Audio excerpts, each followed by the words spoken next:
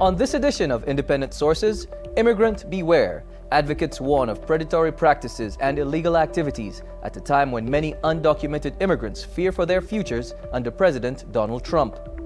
And New York Undercover, the hits and misses of the aggressive campaign that's led to the city's dramatic drop in teenage pregnancy rates.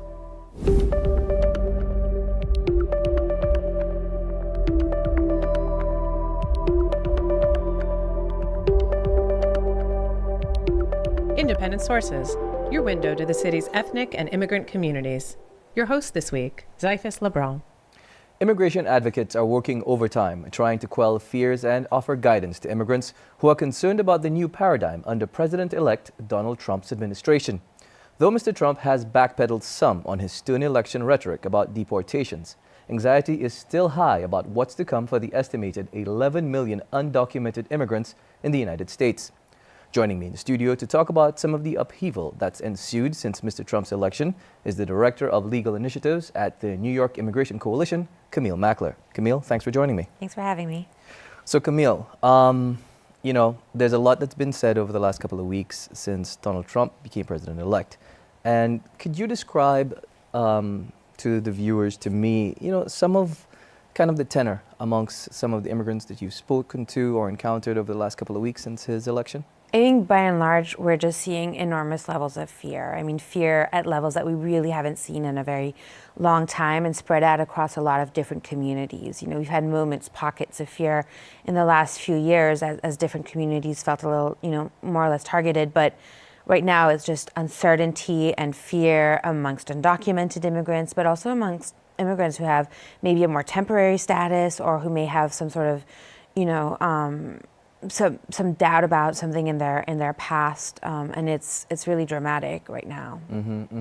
Now, recently the Center for Community and Ethnic Media, they held a press conference where you were one of the speakers, and you said something during this this conference that I want us to take a look at right now. But we're very afraid that anybody who commits fraud, even if it's unwillingly done, or unknowingly done rather, will be subject to harsher punishments under the new administration. We're also concerned that a lot of people are going to be filing asylum applications. Asylum applications are a great favorite of fraudulent providers, and now we're a little concerned that more than ever, individuals are going to be using that recourse to try to get some status in the U.S. And of course, if you file a fake asylum application, you're barred forever from receiving an immigrant benefit.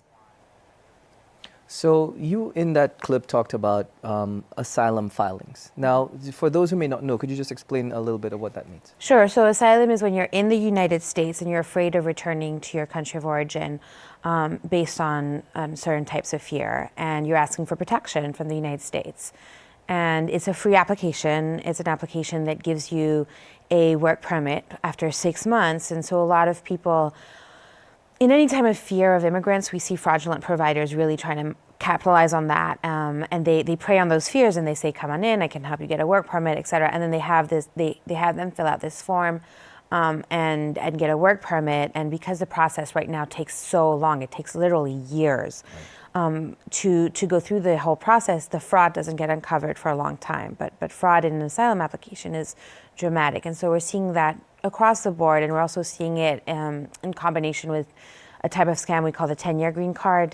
Fraudulent providers are going out there talking about this 10-year green card, which is not a thing. It doesn't exist, and for sort of complicated reasons we can get into, the first step that providers do to file for this green card is to file an asylum application. I see. And most people don't qualify for asylum because if you're not afraid of going home for one of the protected reasons that allows you asylum, then you shouldn't be filing an asylum application. And so if you don't have that fear, they're making up a claim or they're saying something wrong, and that could be held against the immigrant, against the applicant down the road. Right. So in that case, the fear you're talking about is something like credible fear, whether your country's war-torn, or maybe if you're afraid of being attacked because of your sexual orientation. Exactly. So you have to be afraid based on your race, your ethnicity, your religion, your political opinion, or what we call membership in a particular social group. And you just alluded to it. For example, if you're an LGBT individual, that would be a social group. Right. And if you don't have a fear based on that, for example, if you're just afraid of not making a lot of money and suffering and having that's not sufficient for asylum. Absolutely. Now, you also mentioned this whole notion of these predators or predatory practices. How rampant is that right now? It is. It's always been a problem. It's a problem we've really started to address publicly more, I'd say, in the last 3 to 4 years. But right now, I mean, we're just, every day I get an email, heard about this new scam, look at what this person is promising. And people are afraid, and they're afraid they're going to be deported, so they're desperate to get themselves any kind of status, any kind of papers to stay in the U.S. And there's definitely individuals who are preying on that, saying, I can file for you, do this now. What are people basically reporting to you? I know that there was a situation where someone was offered an exorbitant amount, was asked to pay an exorbitant amount. Yeah, that was one recent example at an event that the New York Immigration Coalition was holding. One of my colleagues was told the story of a young man who got afraid, right? He was afraid of what was going to come and went actually to a lawyer or somebody who said they were a lawyer and said, I'm afraid of being deported. Can you help me protect myself? And the person said, sure, pay me $9,000 and I'll file for DACA, for Deferred Action for Childhood Arrivals, which is, first of all, is a truly exorbitant sum for that kind of an application. I can't think of any circumstances under which $9,000 for a simple DACA application would be appropriate.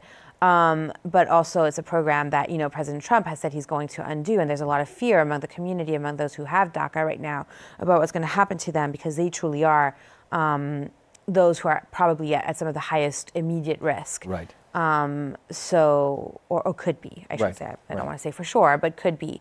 And so that advice is really incomprehensible. Right. Now, you mentioned DACA, and it actually dovetails quite nicely into the next clip that I wanted to share with you from Elizabeth Newman. She's the Director of Community Resources, the Community Resource Network at CUNY's Law School. She was also at that presser with you, and let's take a look at what she said during that meeting. People who are already in the system are already at risk, and I don't think there's any harm in renewing applications because who knows? It could take the executive a while to make a decision, or we don't know. So somebody wouldn't be more at risk by renewing. For those who haven't yet registered but are eligible, that is, that's a call that they would have to make. Right. So she says that's a call that folks would have to make, and that seems like it's a very real thing. I think that there are some very real risks, particularly if you've never filed for DACA and you now are eligible, or for whatever reason you were holding off, you're decided to do so now. You are providing your name, your address, right, your information to the government. And the truth, the real truth is we don't know what they're going to do with it. I do agree that it is a wieldy system to pivot. USCIS has a lot of employees. We're talking about 750,000 to 800,000 individuals who've been granted DACA. I mean, sure, President-elect Trump can say, okay, I'm ending DACA today, but it's not that simple. Like, you need individual notice to every person that their work permit has expired. They need 2 weeks notice. That's, a lot of envelopes to stuff. I mean, that takes manpower, right. Even with the help of computers and such. And it's not the only thing he's going to have to do even on day one, right? So people might decide to take that chance. He may decide he's not continuing it, but he's allowing those who have it now to continue to have it. We don't know. And if there's one thing I've learned working, over a decade in immigration is you deal with what's in front of you in this moment. But I do think that anyone considering applying for the first time should be taught, or who's had a change in circumstance since last applying, should be talking to a lawyer and making sure they understand the risks as well as the benefits. What services are available to folks who don't know what to do, they're at their wits' end, and you guys are trying to get them away from these predators? What services are available to them? The mayor's administration started this new program, Action NYC, last year, and they give consultations, and so they're certainly one resource. They have 7 sites, I believe, throughout the city. And then there are the traditional nonprofits. A lot of groups right now are doing Know Your Rights presentations that are incorporating legal screenings. You can go to the NYIC website, and we have a calendar, and we're doing our best to keep that updated with all the different events that are happening. You can call the New York State New American Hotline. If you give them your zip code, they will give you 3 referrals that you can go to. The referrals are free. You may need depending on the organization, you may need to pay a little bit. You can also file a complaint if you've been a victim of a fraudulent scheme, or if you've seen one, witnessed one. You can file a complaint, and through that same number, it'll get disseminated to different law enforcement agencies that take these matters seriously. But I think through all of these different avenues, like I said, the city has made available these options. There's a lot through other organizations. Definitely, try to connect to a lawyer, and maybe if you can afford, maybe. Don't discount a private lawyer right off the bat. The City Bar Association has a referral where they've actually screened the lawyer, so you can call and they'll give you a $35 consultation. The American Immigration Lawyers Association, on their website, you can go and they've sort of screened those lawyers too a little bit. So there are options. Yeah, maybe it's worth paying a small consultation fee. You don't have to hire the lawyer, right? But sort of talking to someone. Lawyers, a lot of times I hear these fraudulent providers and they charge $9,000, $10,000, and a lawyer never would have done that. Yeah. So, it's not necessarily as unaffordable as individuals think. All right. Well, Camille, thank you very much for coming in today. I really appreciate it. Always a pleasure. A lot more to talk about, but we're out of time. When we come back, what's behind the drop in the city's rates of teen pregnancy?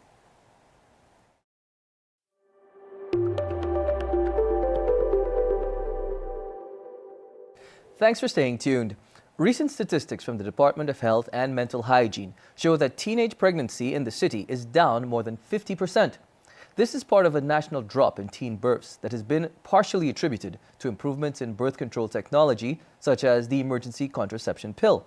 Locally, some grassroots organizations are pointing to their cooperation with city agencies that have been aggressively tackling the issue.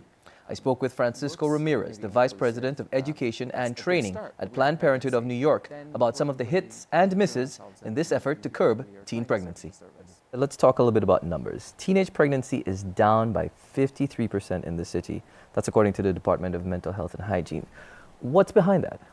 Well, it's a great question. I think that first of all, when we look at teen pregnancy, I think we should first think about sort of challenge some of the myths and misconceptions around it. A lot of times we hear teen pregnancy and we have an idea of what that might mean or what it might look like. But 73% of teens who are teen parents are in fact 18 years of age or older. So that's one thing I just sort of want to point out there. But sort of going into what might have happened, I think there's a number of factors. First of all, education, access to contraceptives, and informing people that they can access and they have the right to access contraceptives. One of the things that I wanted to talk about as regards, you raised three very important points. One of the aspects of that is this whole access to contraceptives that you mentioned. And New York City has a very elaborate NYC condom campaign that they have been using for the last 4 to 5 years, I believe. How much of a role do you believe that's played in kind of telling people, hey, there's access to this out there? Well, I think access to contraceptives in any way, shape, or form is always great. And so, Planned Parenthood of New York City, that's what we're doing. We open our doors to teens so that they can access the services and resources that they have a right to access. And so with the condom campaign, with the New York City condom campaign, not only does it bring those actual tools, those actual condoms to young people, but in a lot of ways it opens discussions. So from my experience, when I see people in the community having the condom dispenser in a restaurant or in some community center, it's hard not to have discussions with your religious leader, with your parents, with your children about these condoms that are part of our everyday life, as they should be. Right, and the ads are very hip. They're very colorful in some cases, and in often cases they depict couples and sometimes mixed race couples, same-sex couples and so forth. How important do you think that aspect of dealing with safe sex, the mixed race and so forth? How important is that in that conversation?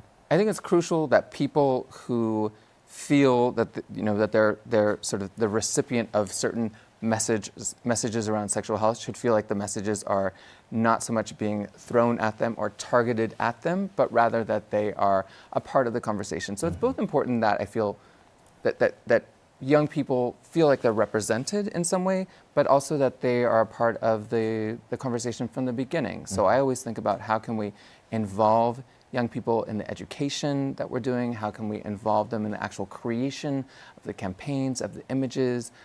That's really critical. What we find that usually fails is when someone decides, in their office that the best way to do this is to, get X and Y sort of stock photos, put them together, and create something that looks maybe inclusive.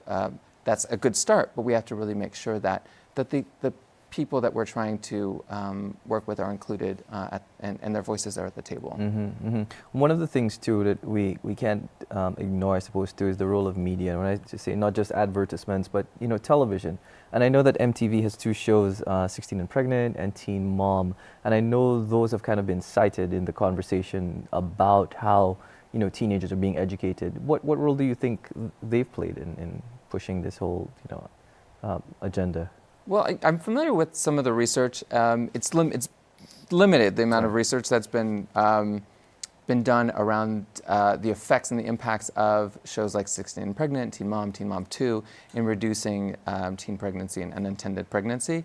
I think it's difficult to really get our minds around how a show like that can impact people, but I think that one of the things that, from my perspective, that it certainly can do is continue conversations, or in a lot of ways spark conversations. So from some of those studies, what we found is that people who are watching a show like 16 and Pregnant or Teen Mom 2, that shortly after or while watching them, they're actually Googling for words like birth control. Right. Now, whether or not the information that they find is information that we hope they, whether it's solid sort of educational information or if they're getting lost sort of along the shuffle, that's to be determined. But that it at least is putting forth,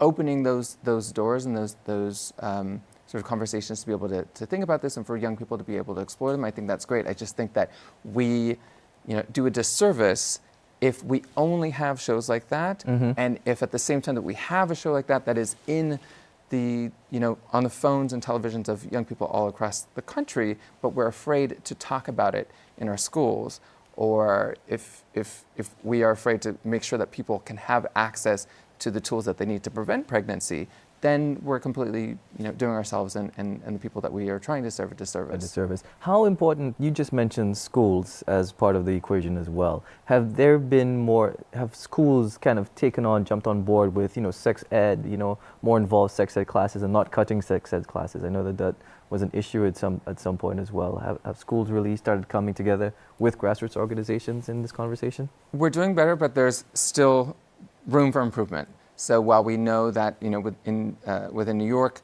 we can it's required that there is part of the semester of middle school and part of a semester of high school that's dedicated to comprehensive sexuality education, it's not always happening. Right. So there's still some advocacy work that we need to do. We need to really educate everyone from administrators and the general public so that we can understand that this is education. Sexuality education does not create unintended pregnancy. In fact, it's part of the solution against it. We've talked about some of the good stuff that's been happening, the numbers going down and how media's been involved and so forth. But a few years ago, your organization Planned Parenthood spoke out about what at the time was seen as a bit of a shaming of teens. There was a campaign that was on subways, depicted children, basically shaming their parents. Is that more counterproductive than it is productive, in those sorts of situations, trying to reach teenagers? To be bold, I feel like it's worse than counterproductive. And it's not just with that specific campaign. There is a long history in public health and in sexual and reproductive health, and especially around teen pregnancy, of stigmatizing young people and stigmatizing young women, for example. And we have zero evidence that has any positive effect. What really matters is education, information, resources, in some way breaking down other barriers that can impede one's ability to access information and gain access, for example, to a reproductive health center like Planned Parenthood. All right, Francisco, wonderful conversation. We're out of time. Thank you very much for being in studio. Thank you. All right. Still to come on the show, a Bronx man makes a lucrative living impersonating President Barack Obama.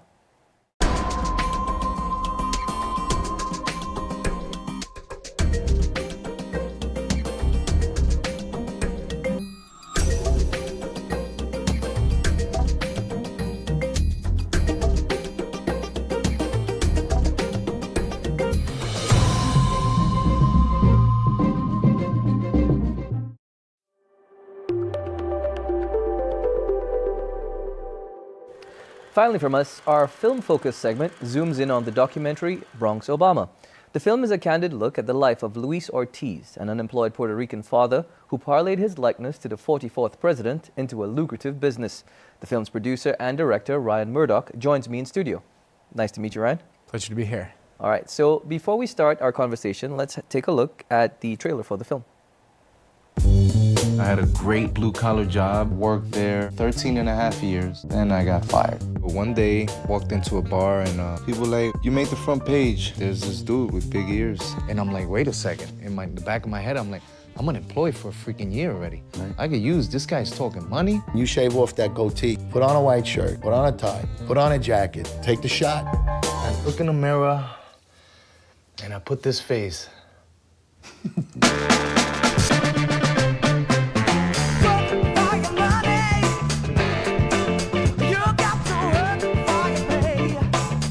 Get your picture with the president today.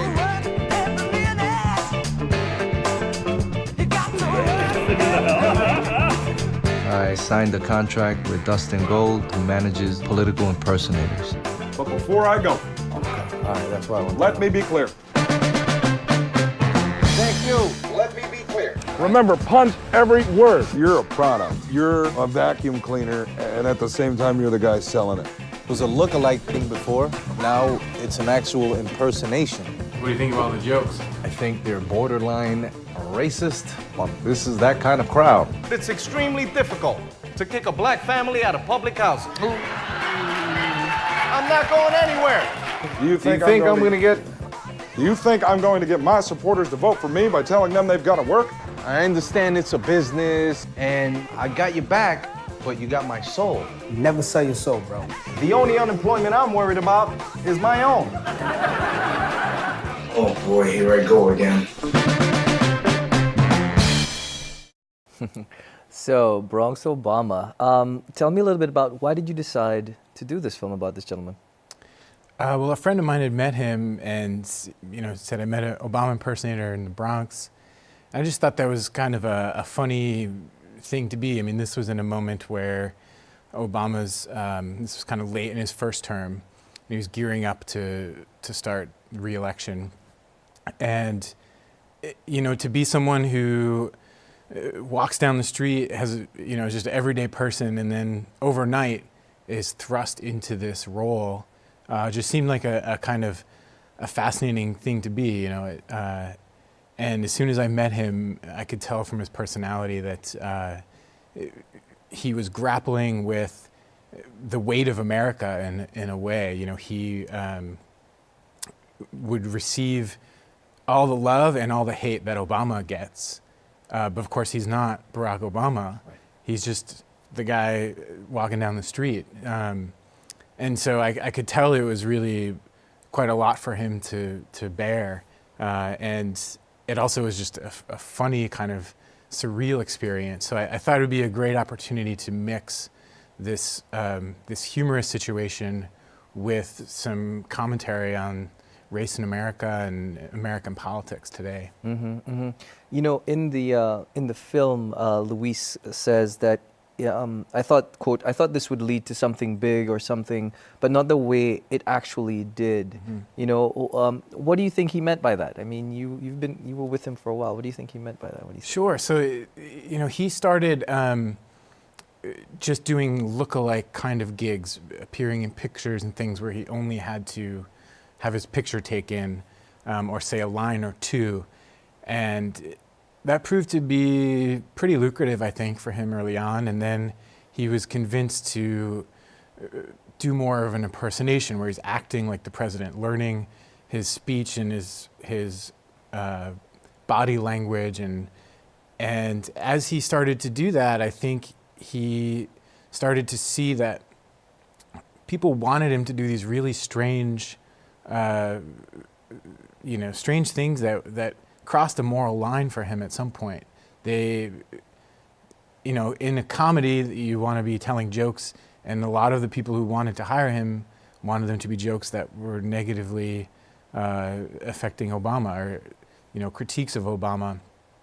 And there was a huge racial component to that. I think white people would laugh at these jokes that I found frankly offensive. And as he started getting these gigs, I think it was a real struggle for him to decide, well, I've kind of committed to doing this job, and where do I draw the line personally? I think that was tough for him. Right.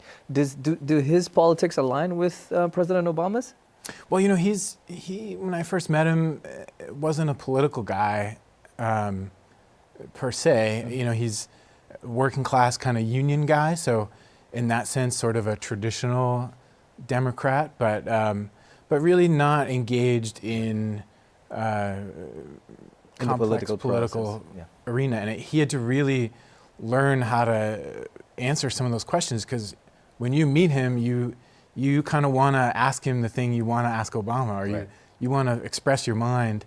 And he luckily was very personable and was good at sort of, at least, if not engaging, just kind of deflecting some of the comments and criticisms lobbed at him.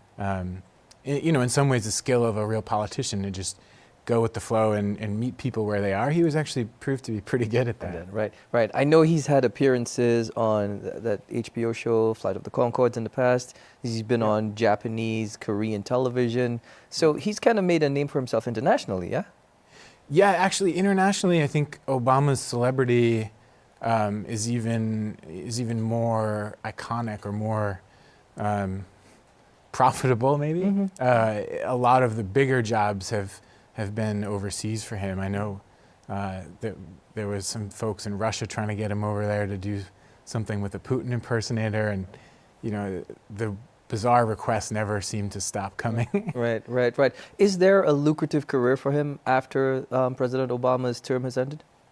Sure. As much as it is extremely lucrative, that's an open question. I think Obama's legacy, I think people are going to want, especially in the current, administration, the upcoming Trump administration, people are going to be hungry to remember Obama and remember how well-spoken he was, and how thoughtful and insightful he was as a leader. And so I think in that respect, Lewis has a lot of opportunity to bring back the character of Barack Obama once he's gone. I think if he can do it right, he'll have a good chance of that.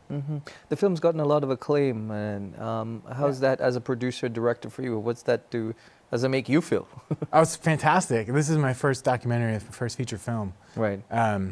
And the response has been incredible, and it was a 3-year labor of love, and now that I've seen it kind of through its full life cycle, to watch the way it transforms an audience is just extremely rewarding. It's the kind of film where most people seem to go into it thinking it's a kind of lighthearted comedy about this kind of zany little cottage industry. And I had several audience members who, after watching it, were mad at me because it actually is pretty heavy emotionally. There's a lot of personal conflict he goes through, and I think it has a lot to say about where we are in America today. So where can folks who want to see this film see it? The best places to see it are iTunes, Amazon, Vimeo. It's on the Sundance Doc Club. All right, wonderful. Thank you so much for coming in, and good luck with the film. Thanks so much. All right. That's our show this week. Thanks for staying tuned. Till next time, be independent-minded.